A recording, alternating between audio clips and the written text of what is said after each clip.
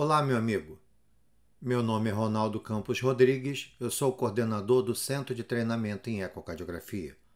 Dando sequência à série Os 50 Passos para a Realização de um Ecocardiograma de Excelência, vamos hoje falar sobre a etapa número 27.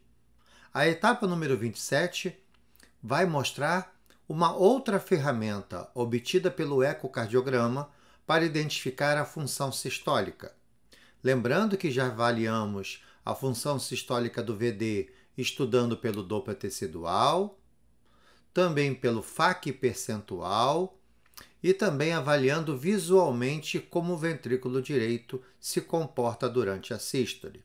E hoje vamos apresentar o chamado índice de performance miocárdica, também conhecida como índice de TEI.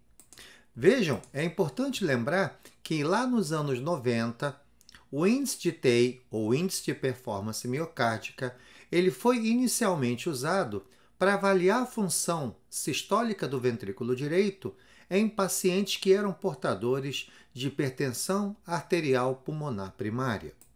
Lembrando que, para que você possa obter o índice de performance miocárdica, é necessário que você obtenha três variáveis. A primeira variável é o tempo de contração isovolumétrica. O segundo variável é o tempo de relaxamento isovolumétrico. E a última variável é o tempo de ejeção do ventrículo direito. Nós vamos ver mais à frente como nós devemos obter essas variáveis ecocardiográficas obtidas pelo Doppler. Lembrem que o índice de TEI era um preditor independente para eventos, tanto para a morte cardíaca quanto para a indicação do transplante pulmonar. Lembrando que o índice de performance miocárdica não é influenciado de forma significativa pela frequência cardíaca, pela dilatação da câmara ventricular, pela pressão das câmaras direitas e também pela insuficiência tricúspide. Observem que ele é um índice que não varia com a idade, então eu posso acompanhar os pacientes que vão envelhecendo ao passar dos anos e esse acompanhamento pode identificar uma piora ou melhora, uma vez que ele não depende da idade do paciente estudado.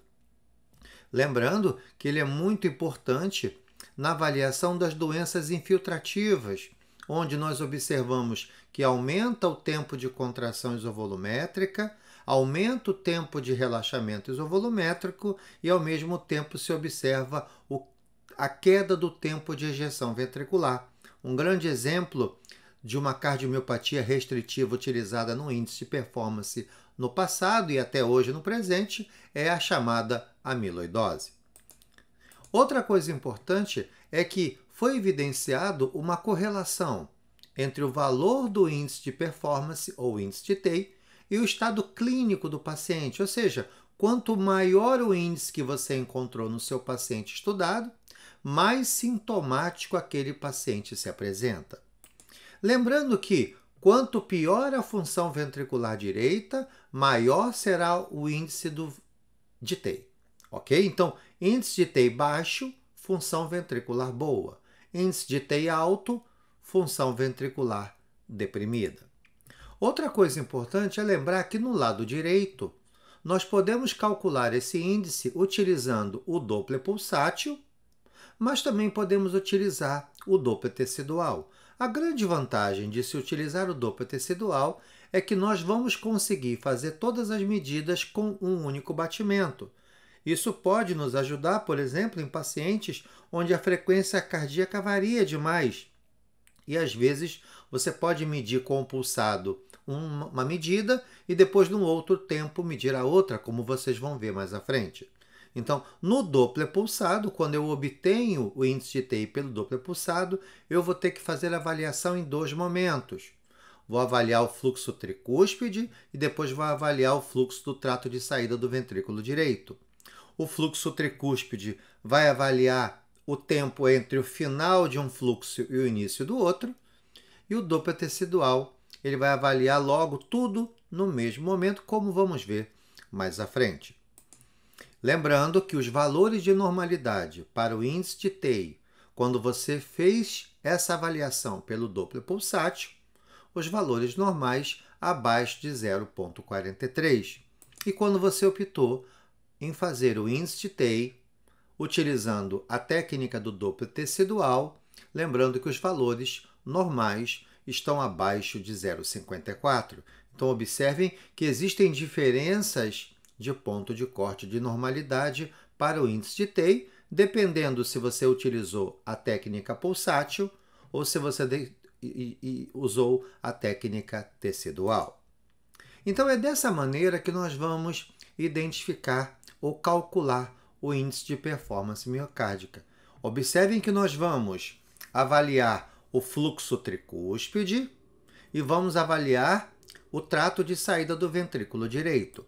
A primeira coisa a fazer é avaliar o fluxo tricúspide. Observem que nós vamos avaliar o momento onde o fluxo tricúspide finalizou até onde o fluxo tricúspide vai reiniciar. Isso nós vamos chamar de A. Reparem que a fórmula clara do índice de TEI era tempo de contração isovolumétrica mais tempo de relaxamento isovolumétrico. Porém, esses dois tempos, às vezes, são difíceis de você marcar no seu fluxo. Então, o que a gente fez? A gente pega todo esse fluxo, todo esse tempo entre o fechamento da tricúspide e a abertura da tricúspide, e eu vou subtrair desse tempo o tempo de ejeção.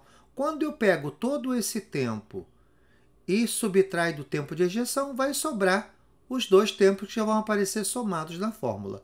Então, é uma fórmula mais simples pegar o A, subtrair do B e dividir por B. Então, é dessa maneira que nós vamos calcular o índice de TEI. Então, a primeira etapa é fazer um Doppler pulsado no fluxo tricúspide para medir esse tempo que vai do fechamento da válvula tricúspide até a abertura da válvula tricúspide. A segunda etapa é colocar o seu pulsado no trato de saída do ventrículo direito para você calcular o tempo de ejeção do ventrículo direito.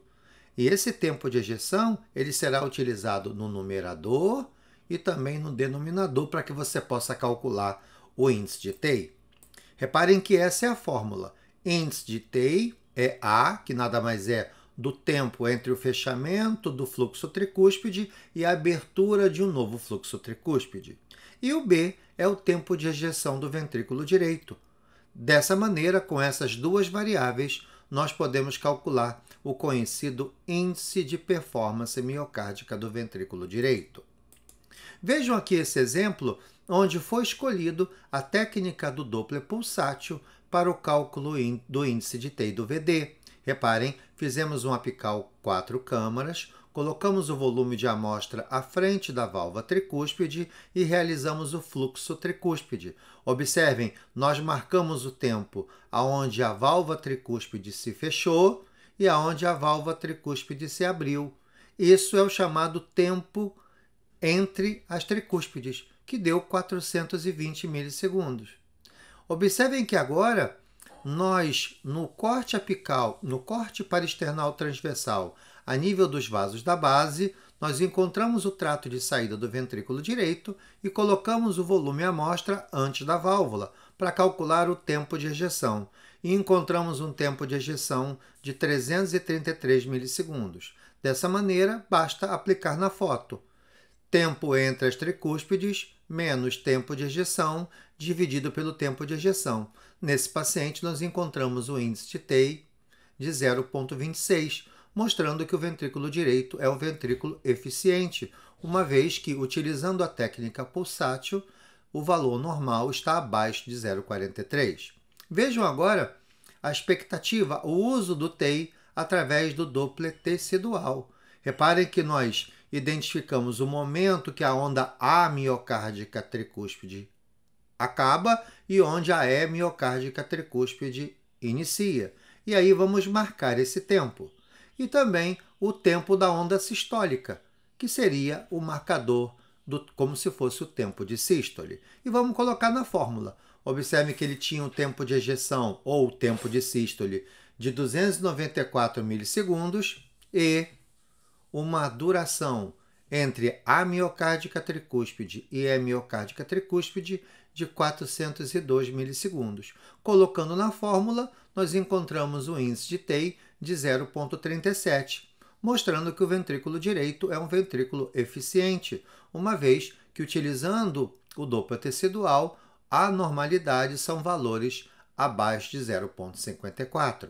Então, observem que tanto utilizando o Doppler pulsado como o Doppler tecidual, nós podemos inferir o índice de TEI, somente lembrando que os valores de normalidade, quando nós utilizamos o pulsátil, são valores abaixo de 0,43. E quando utilizamos o Doppler tecidual, encontramos valores abaixo de 0,54.